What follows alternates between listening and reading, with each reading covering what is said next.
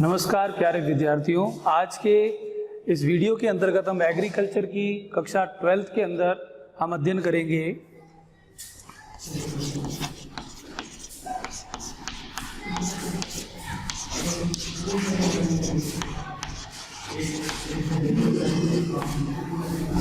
जैविक खेती के सिद्धांत।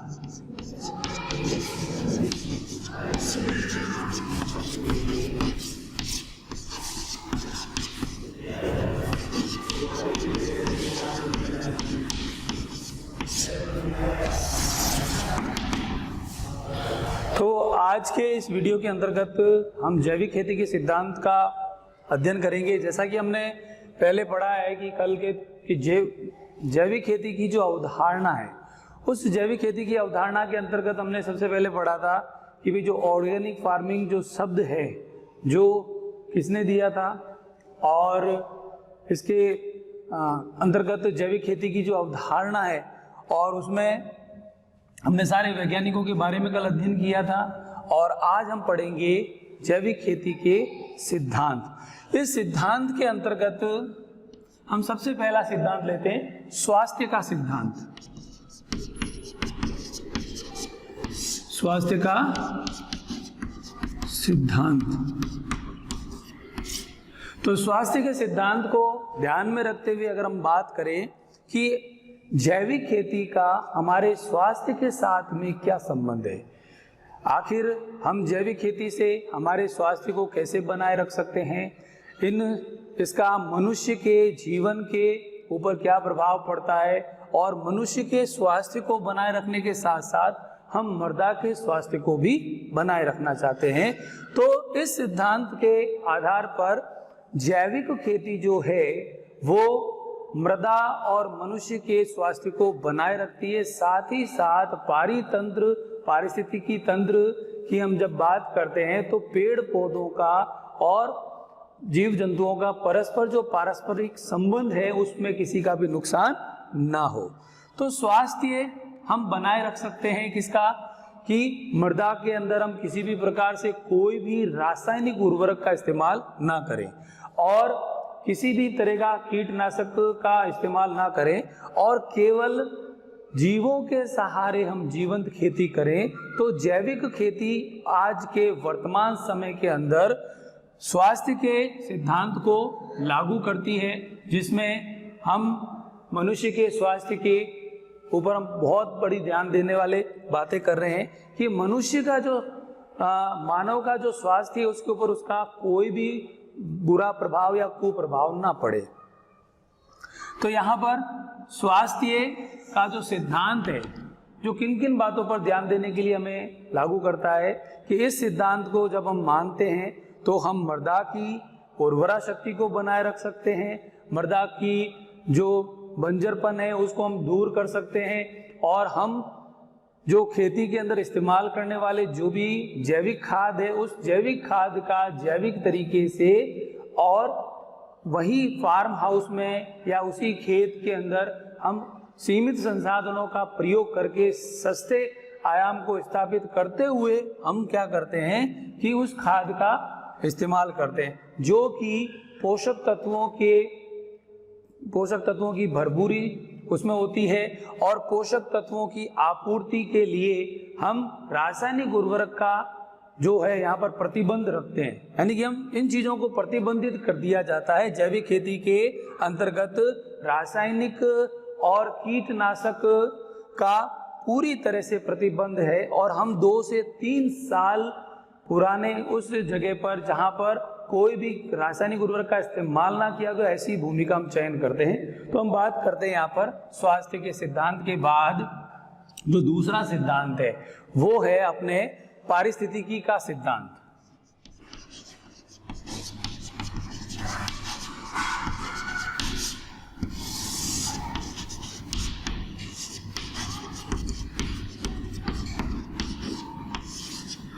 तो पारिस्थितिकी के सिद्धांत को अगर हम ध्यान में दें तो हमारी जैविक खेती जो है, जो आज हम वर्तमान युग के अंदर हमारी बहुत बड़ी आवश्यकता बन चुकी है और ये अनिवार्य आवश्यकता बन गई है, क्योंकि अगर हम इस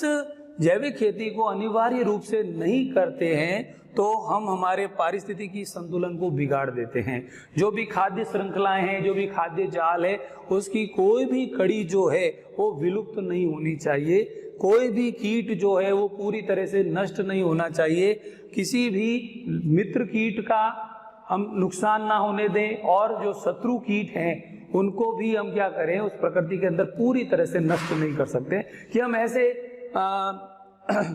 ऐसे रसायनों का प्रयोग करके या ऐसे कीटनाशक का प्रयोग करके उनको नष्ट कर दे तो पारिस्थितिक इकोलॉजिकल जो बैलेंस है वो बिगड़ सकता है। तो उस इकोलॉजिकल बैलेंस को बनाए रखने के लिए हम जैविक खेती का इस्तेमाल करें। अगर हम जीरो वेस्ट टेक्नोलॉजी का इस्तेमाल करते हैं, जो कि जैविक खेती का ही एक भाग है, और इस सोच को डेवलप करते हुए हम जैविक खेती करते हैं कि भी पारिस्थितिकी के अंदर पेड़ पौधे, जीव जंतु और जो भी मृदा में सूक्ष्म जीव है, पर्यावरण के आसपास पर्यावरण को और उस पर्यावरणीय घटकों को, कारकों को किसी भी प्रकार से कोई भी क्षति नहीं पहुंचाते, बिना क्षति पहुंचाए हम खेती करते हैं। क्योंकि जो हम पादप अवशेष काम में लेते हैं उनका हम इस्तेमाल क्या कर देते हैं, खेती के लिए, जैविक खेती के लिए, जैविक खाद बनाने के लिए उनका इस्तेमाल करते हैं। उसके द्वारा हम कंपोस्ट खाद तैयार कर लेते हैं या वर्मी कंपोस्ट खाद तैयार कर लेते हैं, और उसी खाद का उपयोग हम वापस मृदा के अंदर कर सकते हैं। तो ये एक प्रकार का जो चक्र है वो चलता रहता है। तो हम यहाँ पर बात कर रहे हैं कि पारिस्थितिकी तंत्र का जो सिद्धांत है, इस सिद्धांत को हम जैविक खेती के अंदर लागू करें और पूरी तरह से हम प्रकृति को बिना छेड़छाड़ किए, उसके साथ कोई भी खिलवाड़ ना हो, किसी भी तरह की कोई भी पारिस्थितिकी का कोई भी घटक जो है वो नष्ट ना होने पाए। तो हम इन बातों का ध्यान रखते हैं ताकि हम आने वाले समय में प्रकृति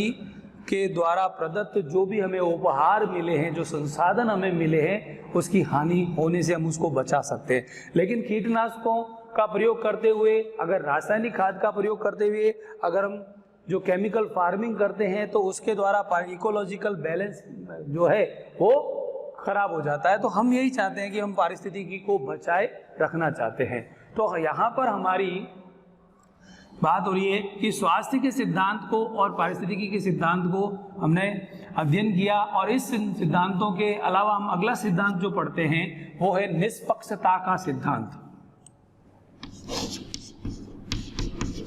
निष्पक्षता का सिद्धांत। तो यहाँ पर हम निष्पक्षता, किस बात की निष्पक्षता, यानी कि किसी भी चीज का हमें पक्ष नहीं लेना है। यानी कि जो प्रकृति के अंदर जो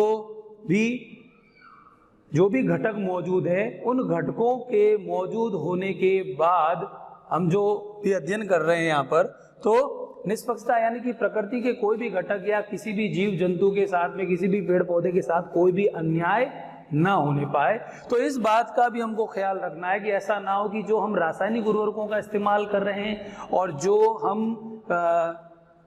जो भी कीटनाशक का इस्तेमाल करें, कहीं ऐसा ना हो कि प्रकृति में से उस कीट की संपूर्ण प्रजाति ही नष्ट ना हो जाए। तो हम खाद्य श्रृंखला में उन कीटों को पूरी तरह से नष्ट नहीं करना चाहते, उनकी संख्या को वहाँ पर हम कम कर सकते हैं, और उस समय पर जब कीटों का आक्रमण होता है तब कीटनाशकों का उपयोग किया जाता है। लेकिन हम इसके बजाय जैविक खेती के अंतर्गत हम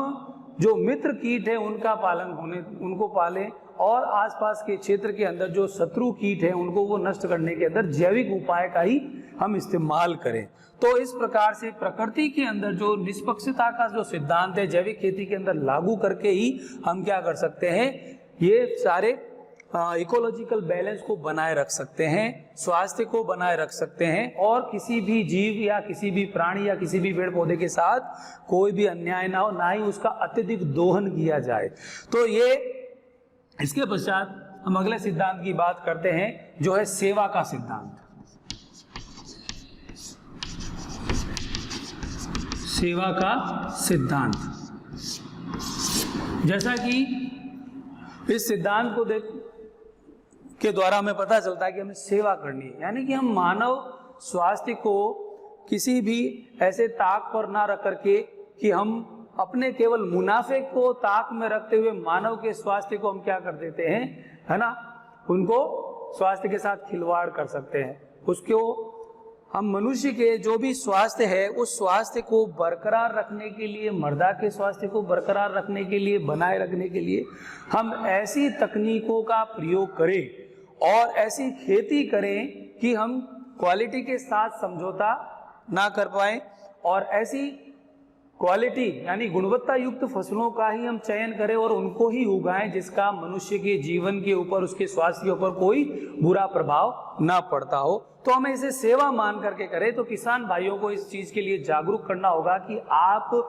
केवल अपने मुनाफे के लिए या ज्यादा पैदावार के लिए इस खेती का उपयोग ना करें जिसके अंदर अंधाधुंध जो है रासायनिक खाद का उपयोग किया जाता है, उर्वरकों का उपयोग किया जाता है, पेस्टिसाइड कीटनाशकों का उपयोग किया जाता है, जिससे कि मनुष्य के अंदर रासायनिक अनुषंगी प्रभाव दिखाई देते हैं और आने वाली भावी पीढ़ी के स्वास्थ्य को भी हम क्या करते हैं, दुर्बल बना देते हैं, उनको असाध्य रोगों से ग्रसित कर देते हैं। तो ये केवल हमारा मुनाफा ना हो, हम केवल अपने स्वार्थ की पूर्ति के लिए इस प्रकार की खेती ना करें कि भाई इन चीजों का उपयोग करेंगे तो ज्यादा पैदावार होगी, ज्यादा मुनाफा होगा, लेकिन ये सेवा है। मनुष्य जीवन में मनुष्य के स्वास्थ्य को सही बनाए रखने के लिए हम ऐसा कार्य करें, इस प्रकार से खेती को अपनाएं जो कि जैविक खेती है और इस जैविक खेती के माध्यम से ही हम मर्दा के स्वास्थ्य को और मनुष्य के स्वास्थ्य को बनाए रख सकते हैं। ये एक सेवा है और सेवा के माध्यम से हम ऐसी चीजों को उगाएं जिनमें किसी भी प्रकार का कोई भी केमिकल फर्टिलाइजर, कोई भी पेस्टिसाइड्स का इस्तेमाल ना किया गया हो। और हम यही चाहते हैं कि यहाँ पर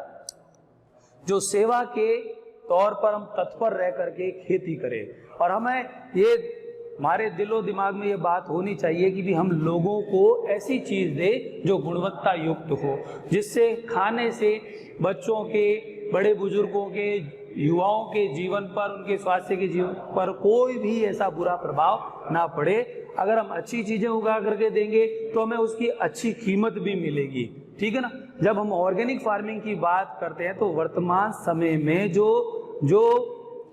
खेती की जा रही है, जो कि केवल स्वार्थ से परिपूर्ण होकर के की जा रही है, केवल मुनाफे के लिए की जा रही है, तो हम ये चाहते हैं कि हम ऐसा ना करें। हम केवल ऐसा ही करें कि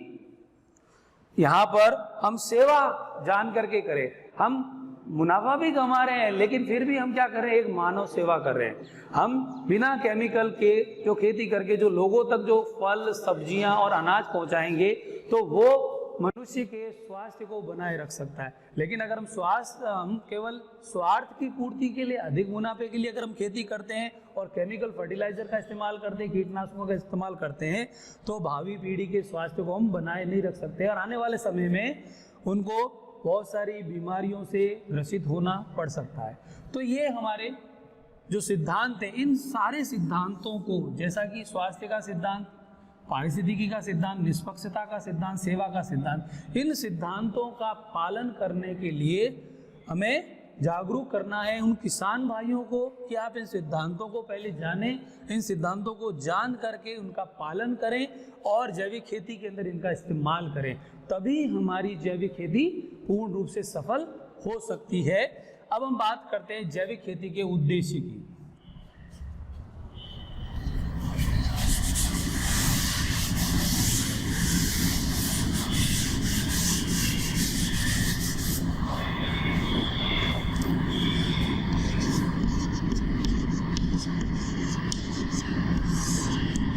तो जैविक खेती का उद्देश्य क्या है ना। जैसा कि अगर माध्यमिक शिक्षा बोर्ड राजस्थान की परीक्षा के अंदर ये प्रश्न पूछा जाता है कि जैविक खेती के उद्देश्य लिखिए, तो जैविक खेती का उद्देश्य क्या है कि हम जो पहला उद्देश्य तो ये है कि जो रासायनिक उर्वरकों और कीटनाशकों के प्रयोग के द्वारा जो खेती की जा रही है उसको पूर्ण रूप से प्रतिबंधित करना। धीरे धीरे हम इन चीज़ों पर क्या करेंगे कि ऑर्गेनिक फार्मिंग के लिए जो हमारे देश के अंदर 10 से 15% कुल कृषि भूमि का जो भाग है उसमें हम खेती कर सकते हैं। तो उसके लिए हमें धीरे धीरे जैविक खाद की उपलब्धता को बढ़ाना होगा, है ना। और जैविक खाद की उपलब्धता को बढ़ा दिया जाएगा तब हम सभी जगह पर क्या कर सकेंगे, जैविक खेती कर सकेंगे, है ना। तो जैविक खेती को हम क्या कह सकते हैं कि भी बास्केट ऑफ टेक्नोलॉजी, है ना। आज के वर्तमान समय में हम बास्केट ऑफ टेक्नोलॉजी की जो अवधारणा है उसका हम पालन करें, प्रकृति की ओर लौटो ये नारा आज दिया जा रहा है कि हम प्राकृतिक तौर पर जो प्राचीनतम जो हमारी कृषि पद्धति थी उसको हम फिर से अपनाएं। इसको